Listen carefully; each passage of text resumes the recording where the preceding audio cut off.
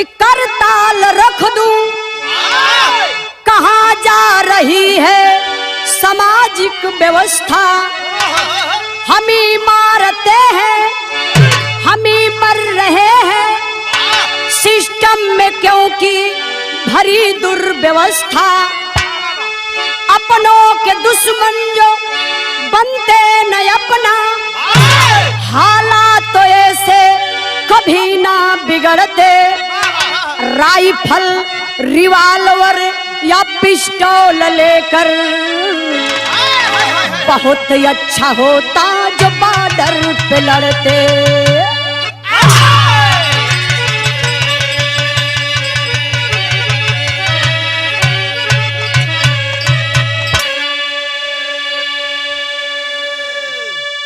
ए बाबू, जौन घटना ही हम गावत बनी पूरे समाज के झकझोर दलस। बताया जाता है विकास दुबे नाम एक इतना बड़ा नाम बन गया कि बताने में भी शर्म आ रही है। ऐसे लोगों का नाम लेना चाहिए जो समाज के काबिल हैं। मैं बताती हूं कि अपराध करने वाला ही अपनी मिट्टी का है और अपराध को मिटाने वाला भी अपनी मिट्टी का है। मारने वाला भी अपने मिट्टी का और मरने वाला भी अपने मिट्टी का। क्यों आज हमें एक दूसरे के ऊपर भरोसा नहीं है? हमें तो एकजुट होकर के उन दुश्मनों से लड़ना चाहिए जो हमारी सीमा पर हमारी जमीन की ताक में है। मैं बताती हूं एक सिपाही भाई की जिंदगी और एक फौजी की जिंदगी क्या होती है। एक लाइन कव्वाली का टुकड़ा बमाली।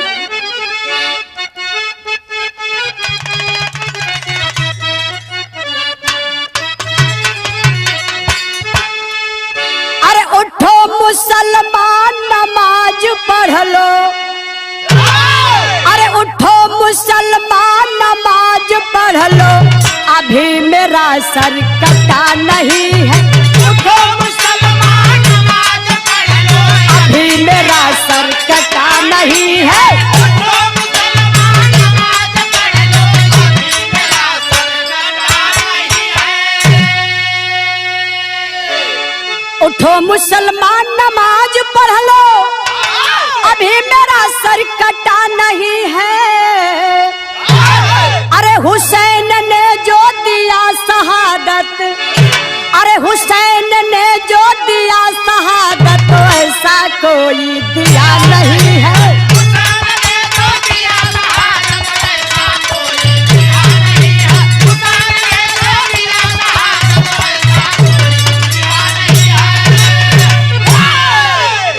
भाव पर गौर करी मास्टर साहब।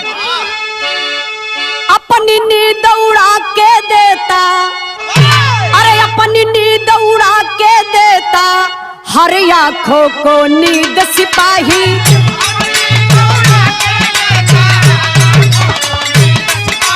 क्या बात है?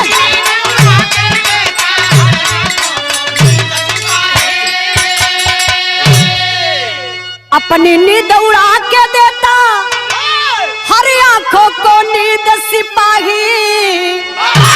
फिर भी क्यों घर के दुश्मन से, फिर भी क्यों घर के दुश्मन से होता आज शहीद सिपाही।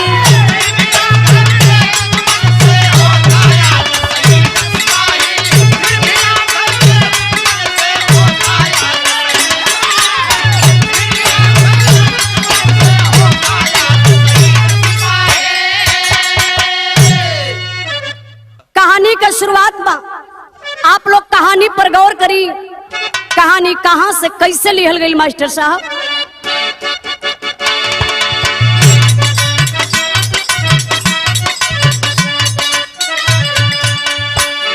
किसी भी जुर्म का दुखद ही अंत होता है,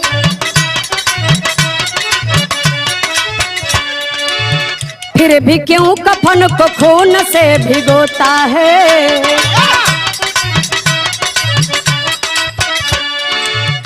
जुर्म को रखते हर सिपाही है निगाहों पर,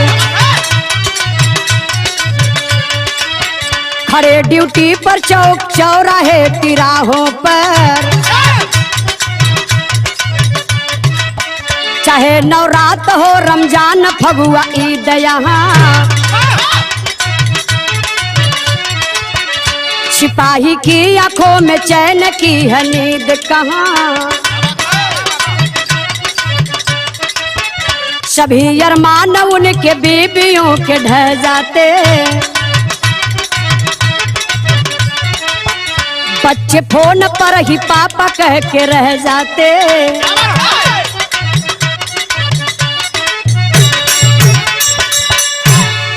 ए बाबू देखिए, ड्यूटी तो ड्यूटी होला हो, चाहे वो सरकारी ड्यूटी हो चाहे वो प्राइवेट ड्यूटी हो, लेकिन आज दो ड्यूटी बड़ा मुश्किल बा। फौजी जवान भाई सीमा पर और सिपाही भाई गांव गली और शहर देहात में पहरा देते हैं, तो हम लोग चैन की नींद लेते हैं। आज उन सिपाही भाई के ऊपर देश का गद्दार विकास दुबे करता है क्या? एक लाइन गीत लगल मास्टर साहब,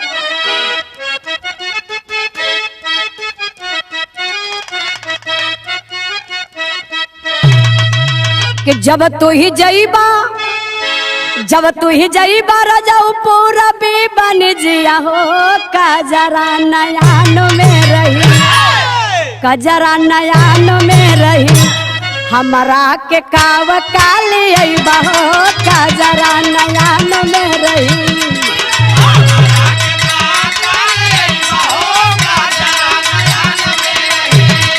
हमारा के काव काली अइबा हो, कजरा नयान में रही। भाव पर आप लोग गौर करिए, कितना बढ़िया लाइन हमारे गुरु जी लिखले बड़न कि केहू खाला मेहनत मजदूरी का कमैया हो, यही से रोजी रोटियां चले। केहू खाला मेहनत मजदूरी का कमैया हो, यही से रोजी रोटियां चले। केहू लूटे जुर्म के रुपैया हो, यही से रोजी रोटियां चले। रोजी रोटियां चले।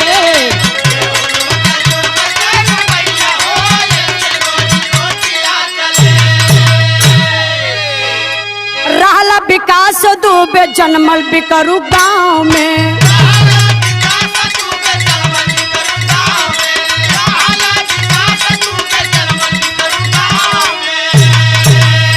अखी चला अपराध का लकीर अपने ठाव में।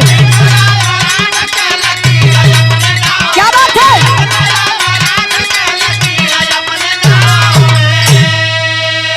शासन प्रशासन से निभावला मितैया हो, वही से रोजी रोटियां चले, वही से रोजी रोटियां चले। रहला छिपाई के बुरैया हो, वही से रोजी रोटियां चले।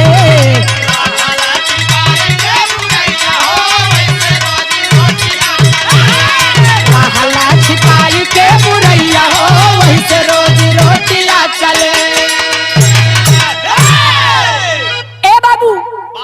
कानपुर देहात से 50 किलोमीटर अंदर एक गांव बा, जौना गांव का नाम बा बिकरू। वहां का निवासी विकास दुबे नाम का एक व्यक्ति, जो दिन प्रतिदिन इतनी बड़ी तरक्की कर गया, सभी से मिल मिलाप रखने की वजह से उसकी कामयाबी का राज किसी को पता नहीं चला। पता नहीं किस मजबूरी में उस आदमी के हाथ से सन 2000 में सह प्रिंसिपल बिंदेश्वर पांडे जी का मर्डर हुआ, जो यह पहला मर्डर था। फिर उसके बाद बाबू राम का मर्डर, फिर उसके बाद केवल बिजनेसमैन का मर्डर हुआ। शासन प्रशासन की नींव तब हिल गई जब 12 अक्टूबर 2001 में राजमंत्री दर्जा प्राप्त संतोष शुक्ला जी का मर्डर हुआ। और भी थाने के अंदर तब पूरा सिस्टम हिल गया। हुआ क्या?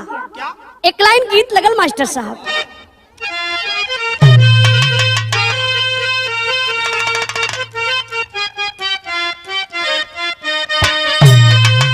यारा पारा की गोतिनिया मारालस, यारा पारा की गोतिनिया मारालस, तनवा का बतिया पतिया रोई रोई ना, पतिया रोई रोई ना, लिखवा राजा मतिया पतिया रोई रोई ना।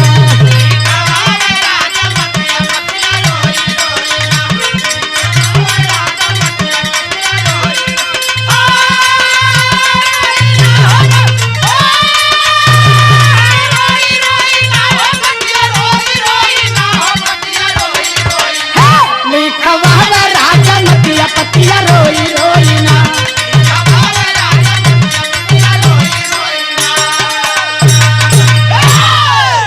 यारा छूट गया विकास दुबे, यारा छूट गया विकास दुबे, कई के तबहिया तहिया रहिया खुल गई, तहिया रहिया खुल गई, देहल ना के हो गवहिया तहिया रहिया खुल गई। क्या बात है?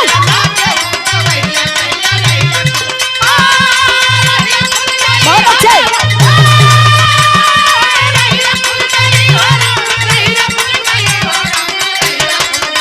देहल ना के हो गवहिया तहिया रहिया खुल गई।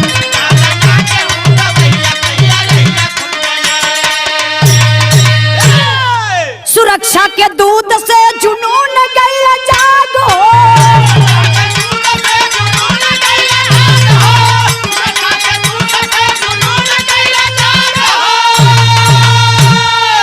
बन गया सपोला से विकास पर कनागो।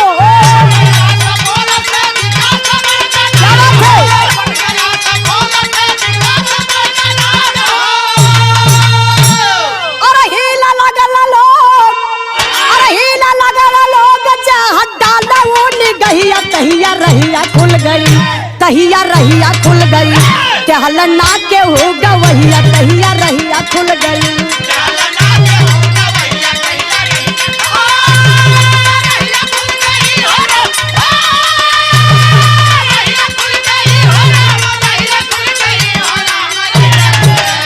देहल ना के हो गवहिया तहिया रहिया खुल गई।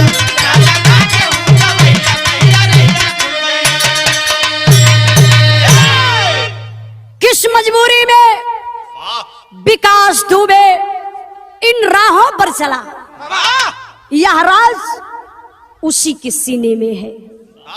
धीरे धीरे 25 साल का वक्त गुजर गया, विकास दुबे नाम एक दबा का दबा रह गया। भारतीय जनता पार्टी की सरकार में 18 महीने के बाद भारतीय जनता पार्टी की सरकार ने 18 महीने जेल में रह करके जमानत पर वह व्यक्ति छूट गया, घर पर रहने लगा। एक रोज राहुल तिवारी नाम का व्यक्ति सिविली थाने में जाकर के रिपोर्ट लिखाता है और कहता है क्या? गीत लगल बा मास्टर।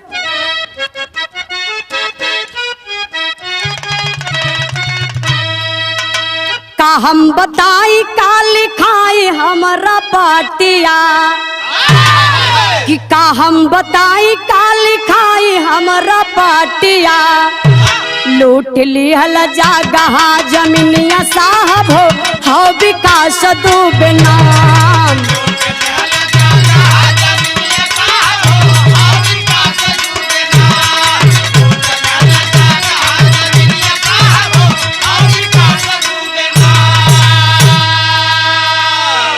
हमके हमारे ससुर के उ घर से उठावल, मरल पीट मार कर फाला हो उठावल।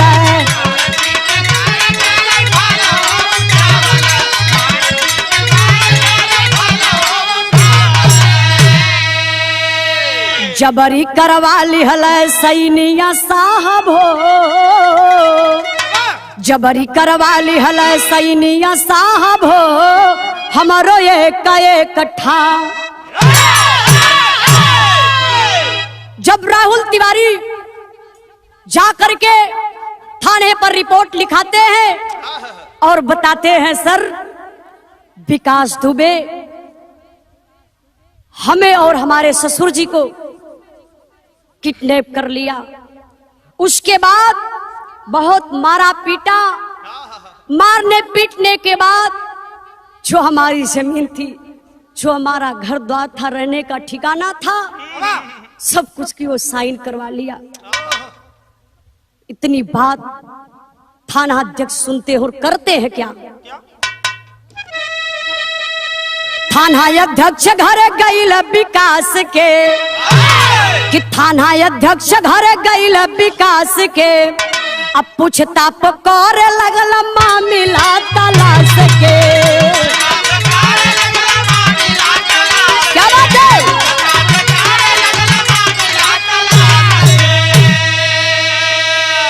उल्टा सीधा सुनल बचनिया साहब हो, तब कर जवा लागल घाव।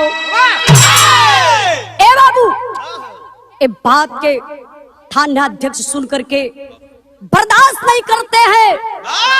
एक वर्दी की गरिमा होती है। क्या बात है? और थाना अध्यक्ष महोदय कहते हैं खाकी वर्दी में रहकर हम, अरे खाकी वर्दी में रहकर हम अपमान भला क्यों सहते हैं? शेर ससीना लेकर के गीदड़ की तरह क्यों रहते हैं? इससे अच्छा तो घर पर रहना, इससे अच्छा तो घर पर रहकर हम ईंट पत्थर ढो लेते। रोटी नहीं मिलती तो बच्चे के साथ हम भूखे पेट सो लेते। सजा के दल आला अफसर, और सजा के दल आला अफसर सब बिकरू गांव को निकल पड़े, उसको मार गिराना है। ओ तान के पिस्टल उछल पड़े। थाना अध्यक्ष महोदय अपनी पूरी टीम को साथ में लेते हैं और बिकरू गांव की तरफ बाबू निकल देते हैं। होता है क्या मास्टर साहब?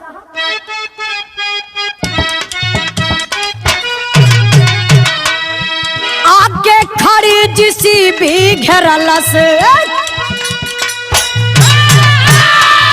आगे खड़ी जिसी भी घेरलस, पूरा राहिया कर उछहिया, पैदल चलल सिपहिया ना। पूरा राहिया पैदल चलल सिपहिया ना।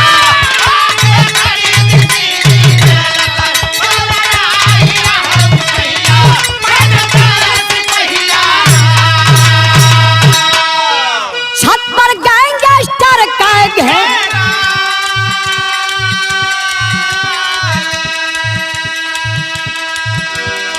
बिजली कटल भइल अंधेरा, चला के 100 राउंड गोली, रात में खेलल खूनी होली,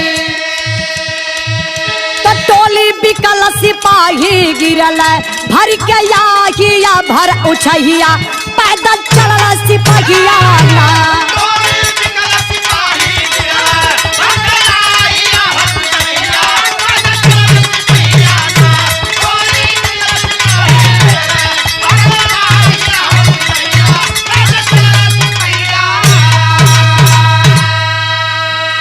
गिरला महेश गोली खाके,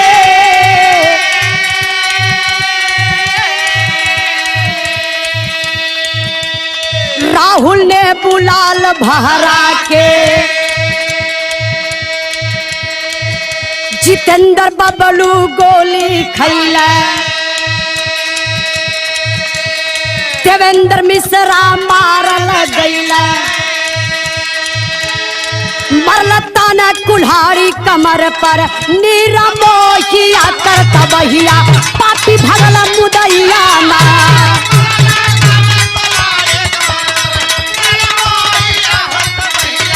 पापी भगल मुदैया ना।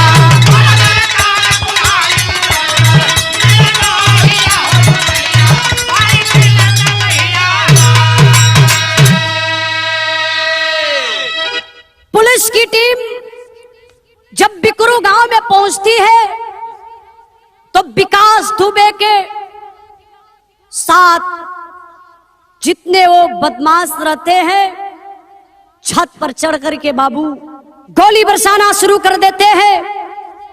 सिपाही भाई शहीद हो जाते हैं। होता है क्या, वहां की स्थिति है क्या मास्टर साहब?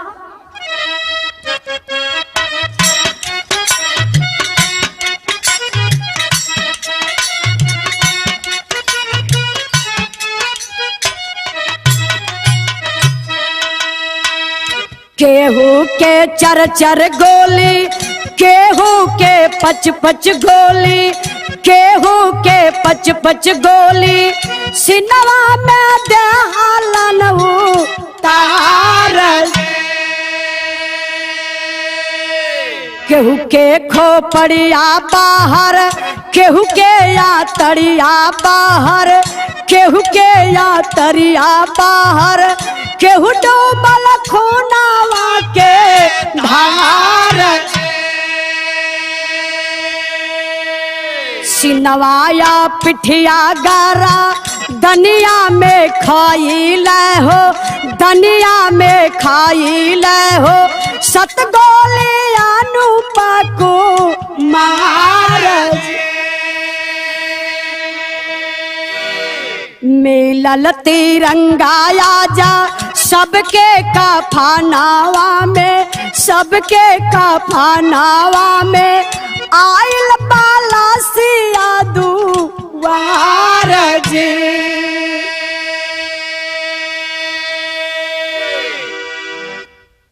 ए बाबू, सारी गोलियों से विकास दुबे के बदमाश हमारे सिपाही भाई को भून देते हैं। वो स्थिति थी, लोग भागना चाहते थे, अचानक ये कहां से हो रहा है कोई को कुछ पता नहीं है। कोई लेटरिन में जाकर के छुप गया, खींच करके वहां से बाबू गोली से भूनना शुरू करते हैं। कोई किसी के घर में जाकर के छुप जाते हैं सिपाही भाई, वहां से भी वो बदमाश पापी नीच कमीना निकाल करके गोली चलाना शुरू कर देते हैं। इतने ही नहीं बाबू, मारने पर भी मारते हैं। कुल्हाड़ी से पैर को काट लेते हैं, कमर पर कुल्हाड़ी चला देते हैं।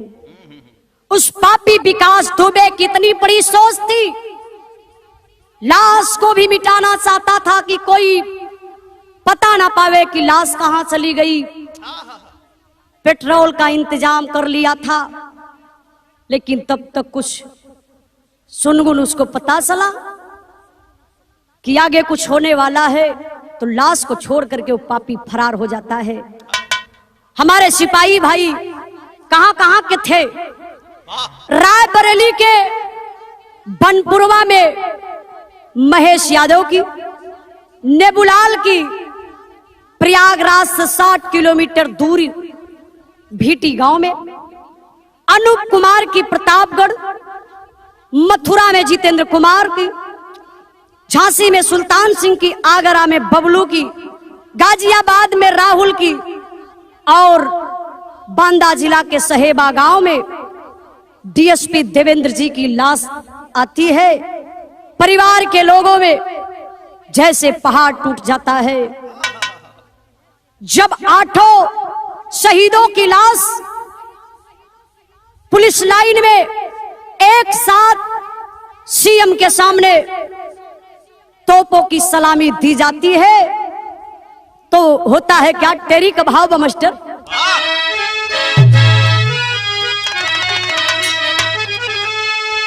अरे कफन में खाकी वर्दी सो गई, झस गई झांसे में शेरों को गुंडा गर्दी। अरे हो गर्दी, अरे हो गर्दी।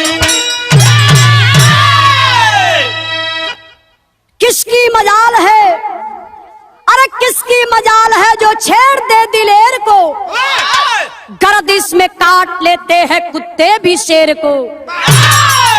सिस्टम का हर उन्माद है, सिस्टम का हर उन्माद है गफलत में फंस गया, जैसे हमारे हिंद को नाक डस गया। विकास उसी रात में प्रबंध कर दिया, विकास उसी रात में प्रबंध कर दिया, जिसे भी से क्यों रास्ता को बंद कर दिया। या बात है जहन में, या बात है जहन में सारा प्रश्न ला रही, कैसे पता चला पुलिस की टीम आ रही, कैसे जिए माता पिता का नूर चल गया, अरे कैसे जिए माता पिता का नूर चल गया, सुहागिनों के माथ का सिंदूर चल गया, ओठों पर खुशहाली का बझौना चला गया, ओठों पर खुशहाली का बझौना चला गया, बच्चों के हाथ का तो खिलौना चला गया। आज डीएसपी देवेंद्र मिश्र की बेटी लाश पर अपने पिता के रोती बिलखती चिल्लाती हुई कहती है, क्या कहती है मास्टर साहब?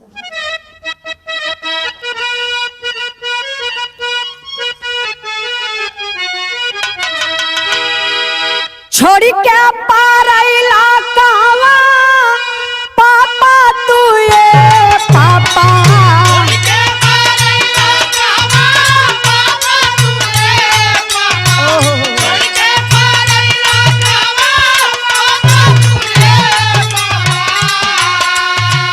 एक बेर दाई अखिया तानी खोला ये पापा,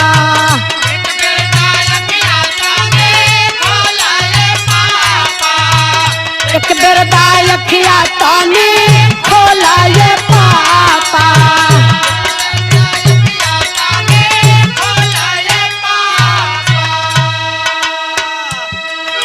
जैसे तू 3 घंटा पहले बतियावला पापा,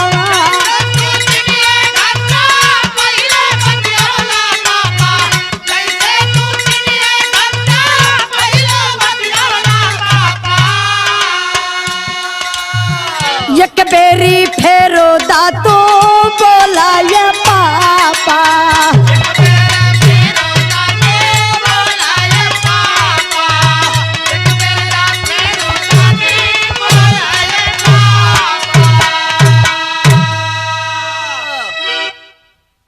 डॉक्टर बनावे वाला सपना तो बीन लेला। रोती है बेटी, बहुत दर्द होता है आज। कहती है कि डॉक्टर बनावे वाला सपना तो बीन लेला, का पढ़ब लिखब जब कलमिए ही छीन लेला। वर्दी चढ़ा के दलखत तू आवत रहला, वर्दी चढ़ा के जैसे दलखत तू आवत रहला, एक बेरी उठ के दा डोले ए पापा। बाप रे बाप, इस आवाज को जो भी लोग सुनते हैं सबके आंख से आंसू आ जाते हैं। किसका किसका दुख प्रकट करूं आपके सामने। महेश यादव के घर जैसे मातम छा गया। उनका बेटा विवेक कहता है मैं भी पुलिस की वर्दी पहनूंगा और पापा का काम अधूरा पूरा करूंगा। नेबूलाल की बेटी जिसका कैंसर का इलाज चल रहा है, अनूप कुमार का बेटा 4 साल का है जो पापा पापा कह के चिल्ला रहा है, क्या पापा अब आप घर वापस नहीं आएंगे? जितेंद्र पाल जो मथुरा में किराए के मकान में अपने माता पिता के साथ बिना शादीशुदा जवान रहता था, घर की सारी जिम्मेदारी उसी के सर पे थी। सुल्तान सिंह अपनी 7 वर्ष की चेरी बेटी को डॉक्टर बनाने का सपना सोचे थे, बबलू सिपाही की अभी 2 वर्ष पहले शादी हुई थी। गाजियाबाद राहुल की बात तो क्या कहूं, उसकी तो नवविवाहिता पत्नी है, गोद में 2 महीने की बेटी है। लाश पर गिरकर बापू रोती है, छुक कलेजा को दहला देती है। कैसे रोती है, क्या कहती है मास्टर साहब?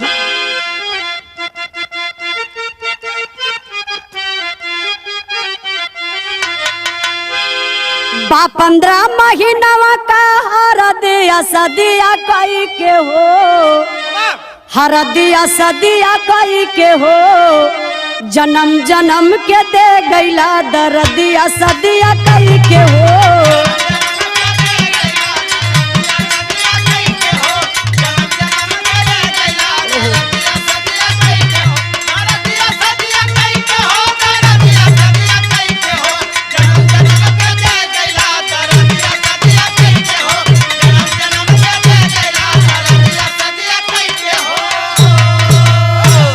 हवे 2 महीनवा के एक दूध मोई दुलारिया हो, अब पापा तो के कहे भी नहीं पावल सुकुमारिया हो।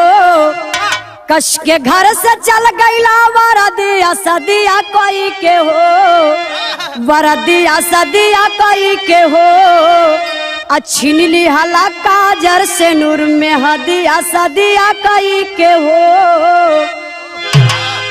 ओ आज परिवार से पूछा, जकरे घर के लाला शहीद हो गई, लेकिन यहाँ का होत बा पपियवा विकास दुबे का करत बा मास्टर साहब। अल्लाह का लाइन बा,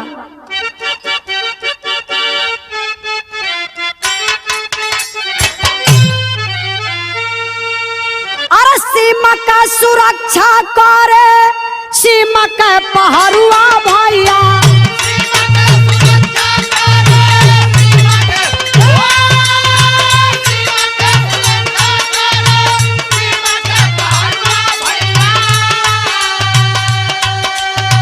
सामाजिक सुरक्षा हो पुलिस के हाथे बार,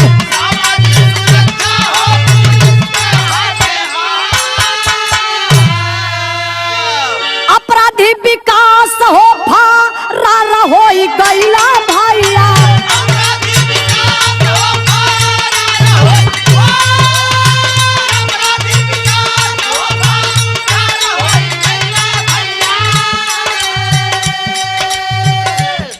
टीम पुलिस हो बनवला उ सवार,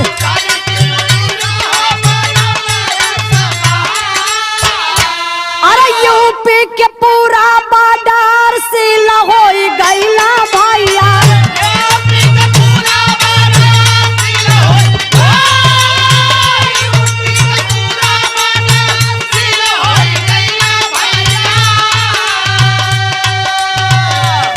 दिन फरार रहा कोई के उधार,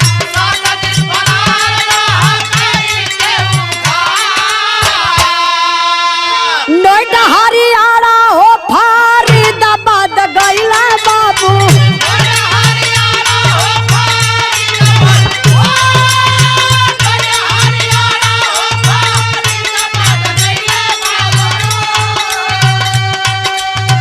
ओहा से उज्जैन गया छाला लेके मात,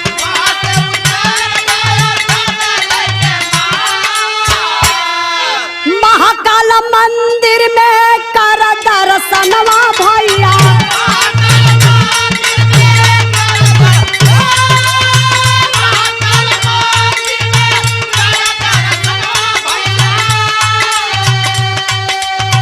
फूलवाला देखाई विकास बाबू झात,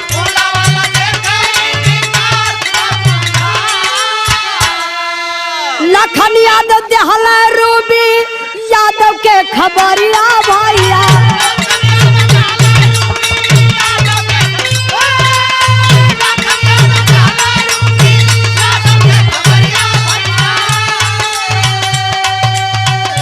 भाई के दबो चली बढ़ाई के उहार,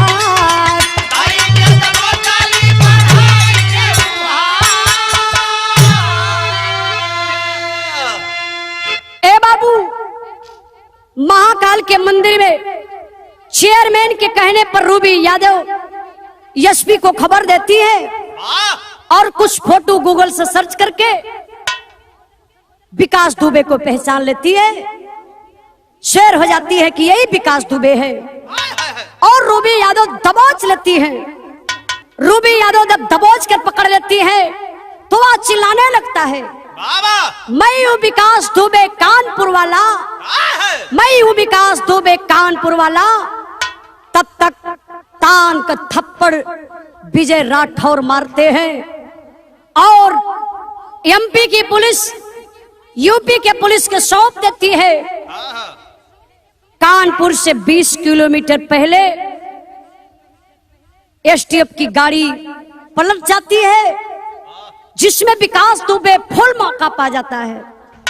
हथियार छीनकर भागना चाहता है और मारा जाता है। इस तरह एक दुर्दांत अपराधी का खात्मा होता है। भगवान भोलेनाथ वैसे ही शत्रु के विनाशक है। उनके डमरू के डिमडिमाहट से और तांडव नृत्य से पूरी सृष्टि हिल जाती है। विकास दुबे किस खेत का मूली है। होता है क्या मास्टर साहब, खड़ी का लाइन बा।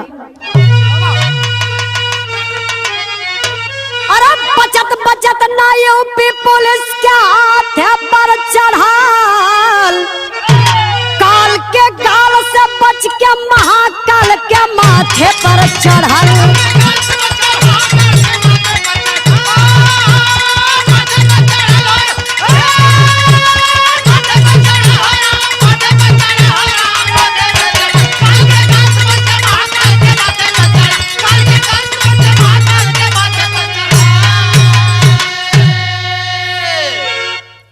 जब त्रिलोकीनाथ रुद्र तेवर तान के शत्रु के विनाश करे, खाई खुआ फान के।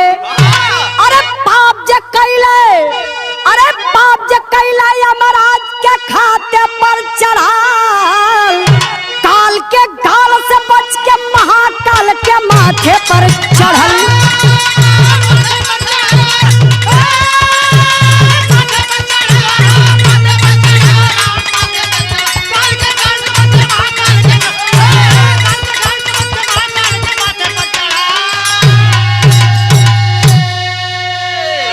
सही में कहल गई बा। पहले का पुरनिया दादा लोग एक कहावत कहे कि बुरे काम का बुरा नतीजा, बुरे काम का बुरा नतीजा ना मानो तो कर देखो, जिसने जिसने किया है यारो उसका उसका घर देखो।